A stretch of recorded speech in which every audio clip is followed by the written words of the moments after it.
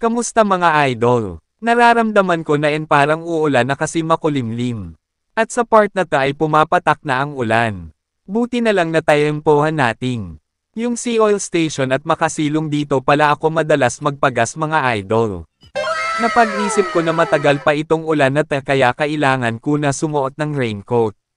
Wala ba kayo napapansin mga lods? Bakit kaya nakatitig sila sa akin mga idol? Para bang mirong poging napadaan?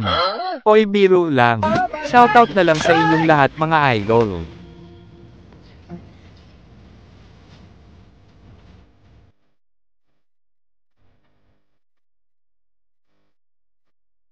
Nagsuot na pala ako ng raincoat mga lods baka abutan tayo ng dilim pag hinintay nating huminto ang ulan.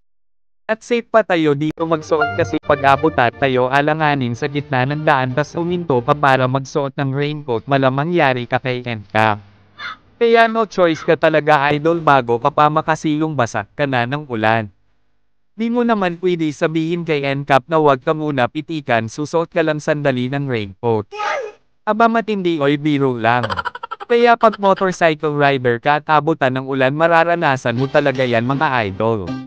Ride safe mga idol.